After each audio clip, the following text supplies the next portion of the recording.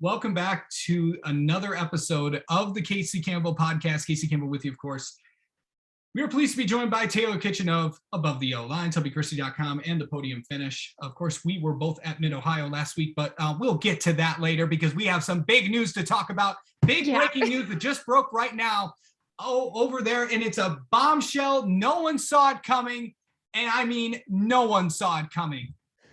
2311 Racing has signed Tyler Reddick beginning in the 2024 season.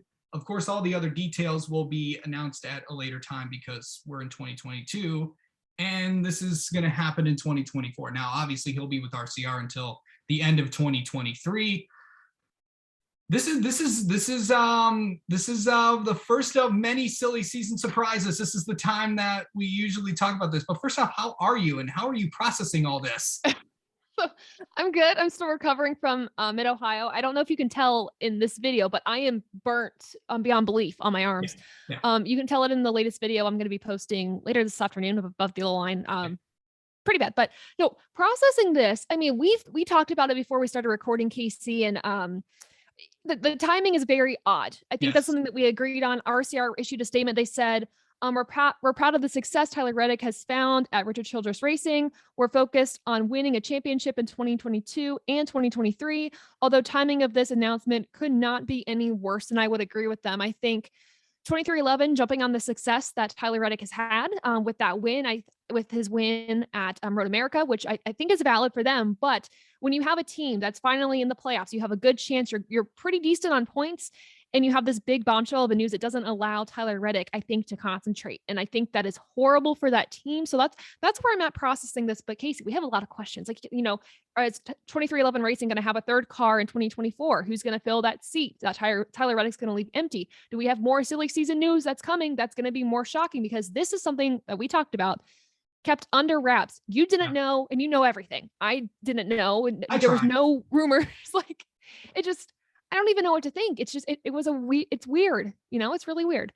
Now, I had heard things at Mid-Ohio that obviously this didn't happen, and there were other big time rumors that were talked about and that we'll discuss at a later date. Yes. But this obviously didn't come to mind, but where did we leave it? We're heading into New Hampshire this weekend. Tyler Reddick is just coming off his first ever win at Road America. RCR is coming off their first win since Texas of 2020. Yeah. With Austin Dillon.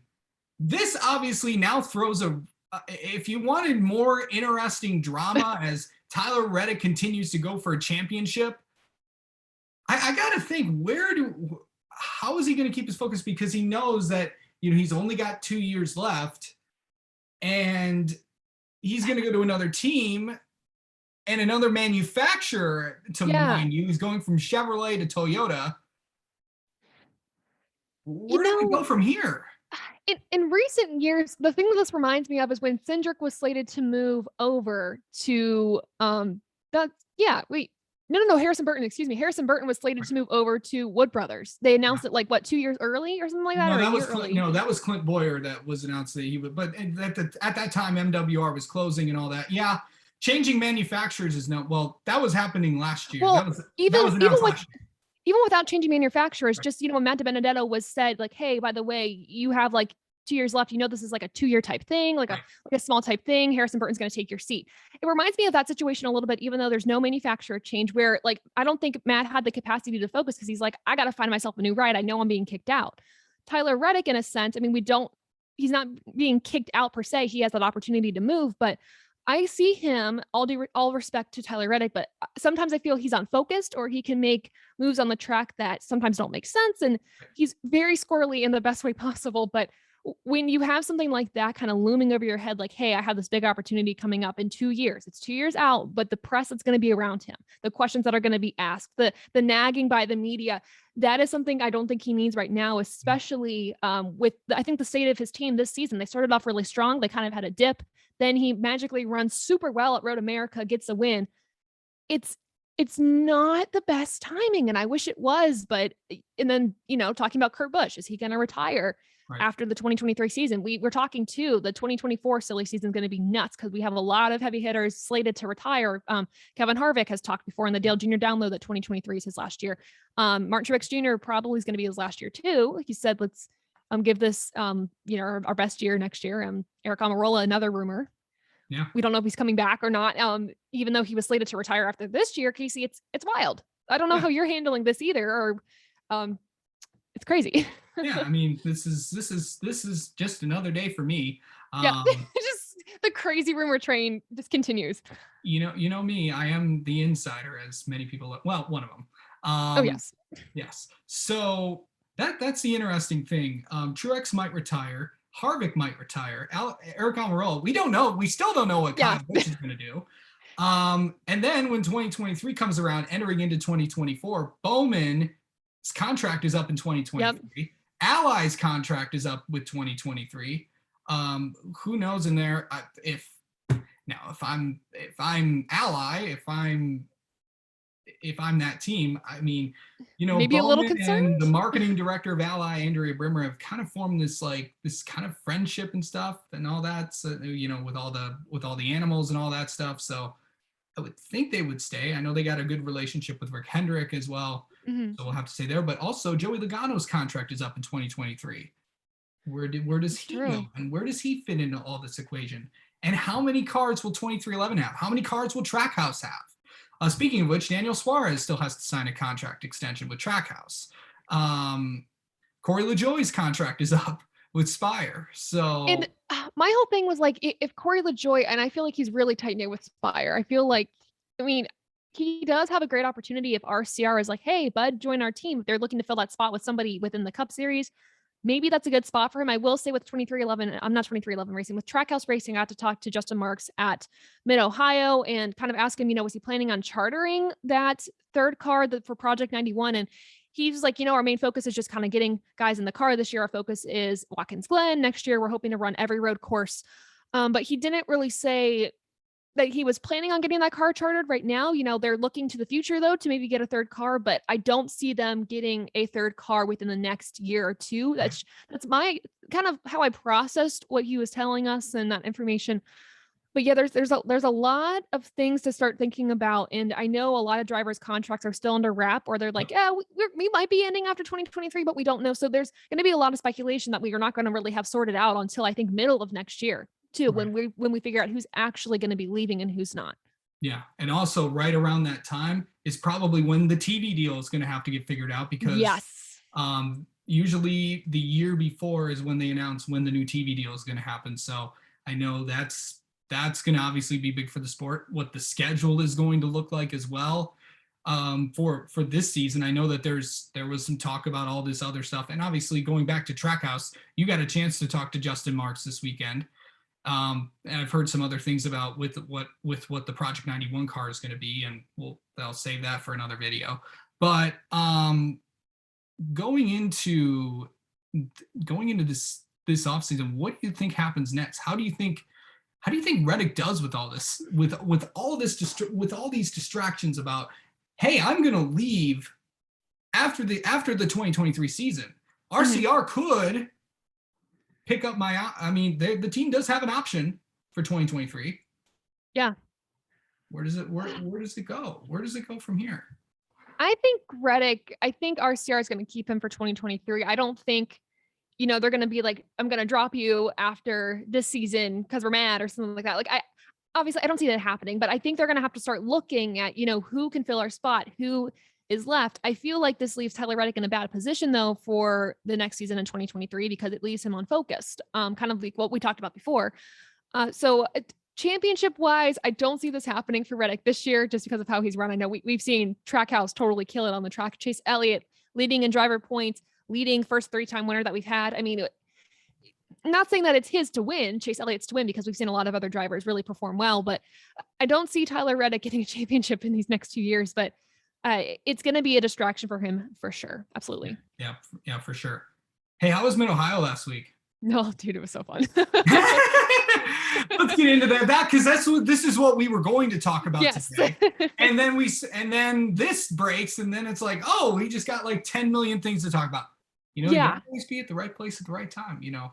absolutely. It's No, just what's funny about that is, oh my goodness, I gotta try to find the photos on my phone, but I was supposed to be at Mid Ohio, just kind of do more like media right. journalism stuff. And then Mhm. Stephen Conley, who I was there shadowing, got this incredible opportunity to actually be able to call the race on the broadcast, like on radio broadcast. Yep. And Of so course, he was one of the track announcers at the at that Mid Ohio that you can hear all throughout the speakers around the racetrack. and that's crazy. And I was like, oh, dude, like take that opportunity. But then the podium finish, who I was there, covering the race for, we were like, we don't have a photographer. So I picked up a camera for, I think the Right. second time ever. And besides, the videos I do every week, but for taking actual photos. So that was a learning process. And during the ARCA race, I happened to be in the right place at the right time. I think the 20 or two of the cars spun into turn 12. And I was able to get that shot near the end of the race and like blew my mind. But no, it was such a fun time. I made it a point. I know you actually asked if I was going to vlog the experience. I've had a lot of people on Twitter ask me. I did not vlog the experience. I wanted it to be a professional thing. Right. I wanted to make sure I was, staying focused on my task, my role while I was there. Um, more so just because I wanted to learn how to do journalism the right way while at the Yeah. track. I know there's a lot of content creators or a lot of people that get the media passes and maybe don't use them correctly. And I didn't want to be one of those people. Yeah. Sure. So I had a great time doing things the right way and learning how to do things the right way. And had some really fun driver interviews as well. We talked about Matt DiBenedetto, Yeah. actually. Yeah. You Yeah, mean the one that you were right? Okay. yes. So people were wondering, like, that was actually I was actually on that. I was actually on the back there with Monty Bailey, who of course does Yes. marketing for Rackley War. You were next to Matt DiBenedetto, Yeah. and you were able to use the audio for it or video? Oh God. How did that all turn out? Because that was So literally after the driver autograph session. yeah, so after the driver autograph session, I went up to Monty and I was like, hey, can I talk to Matt for a few minutes? Just kind of talking about his season, how he's feeling after today, what he's doing off the track now that he has, some more time with the truck schedule versus the cup schedule. Mhm. And he was like, yeah, can you walk and talk with us afterwards? Cause the schedule's tight. And I was like, absolutely. Like I can make whatever work that you guys can make work. I had an interview with Derek Kraus right after. Yeah. So I made sure, I took my time and then he tapped me on the shoulder when they were about ready to go. And he's like, hey, do you want to just ride on the cart with us? I was like, why not? Sure. So Matt and I sat next to each other in like the middle section of the cart, and the one of the races was going on. The juniors, USF juniors. Yep. thank you, USF juniors race was going on in the background. So the audio to begin that interview was horrendous. You can make out what Matt says a little bit, but not entirely. But it was a great conversation. Afterwards, we talked about his dog a little bit, and it was just so cool. Yeah. And I got to meet Matt. You introduced me to Matt the day prior. Yeah. And just a stand-up guy. Super, super Yeah. cool. I mean, his PR team, his team, Yeah. Matt, just outstanding. And I just thanking them for their time. Absolutely. But it was one of the strangest interviews that I've ever done because I mean, obviously one, it was in person, but two, just on a golf cart trying to interview a driver. Shook hands afterwards, said thank you, and walked on, did their business. And then on pit road, I caught up with Monty again before the race and was like, "How's he feeling?" And then of course he didn't have the best day at Mid Yeah. He Ohio. didn't. But it was the coolest thing. Just to kind of, I don't think I sat still. I mean, I was out at the track Yeah. all I mean, day I was long. around you a lot. Yeah, and we So, followed each other a lot during the day. yeah, So it was a really cool experience, and yeah, I'm hoping to do it again soon. Absolutely. for sure. So, yeah, of course, obviously, I've known Matt for a long time. He's one of the best dudes in the garage. Of course, talked with him a lot in the Cup when he was when he was in the Cup series, and now when he was in the truck series, got to spend a lot of time with him. So it was good. It was good to catch up with him. Yeah. You got to talk to a lot of people. That was fun. I talked to a lot of people. I tried the walk and talk interview with Kaz Grau on my way out. Yeah. So that was fun. Lots of chaos in the ARCA race. That was interesting. And just, I hadn't covered a truck race in like 2 years. And that was like the first time I actually got to walk around a truck garage like ever. Because, the first time, because COVID 2020, Yeah. the last race at Michigan. But now it was good to see. It was good to see some friends. I know a lot of drivers and also know a lot of crew chiefs as well. So it was good to see. Got got a lot of interesting info. I think a lot of people are going to like. Well, Yes. obviously we can't talk about it now. We'll have to wait I w- until I, when I that will gets s- announced. I will Yes. say what's funny about being in the media center is you hear a lot of rumors. Yeah. Is whether there's some truth to them or not, I don't know, but it was such an interesting experience, and I gotta thank the Podium Finish for trusting me to cover a race. I'm hoping to write an article about the whole 91 product 91 for Justin Marks Project this week 91. as Yeah. well. And also TobyChristie.com for also trusting in me with their channel and getting content for them this weekend, and also the whole Above the Line team. We were all out like at all the races. Dom Joseph Yeah. was Dom was at in Atlanta, I think. he was in Yeah, I Atlanta saw. all weekend long, got great coverage there. And He Rob did. Yeah. Braining was at the Cup Series race on Sunday, and he got some of the best pictures from the stands. They were so cool. But it was cool to see the outlet. Started it last year as an audio only format, kind of have all of our first outings at a track, getting some really awesome coverage. So just really proud of the group. Crazy to see just how things have turned out so far, and excited for the future. Excited. Yeah. It should Yes. be. Should be. You never know what could come. You never know. Yeah. So, all right, Taylor, I know you got a busy day and I know you got to take care of some things. So we're going to let you go. And thanks for coming on and talking about your experience in Mid-Ohio and talking about the latest NASCAR news. Thanks so much, Literally. Casey. Yes. NASCAR news. Crazy news. Yes.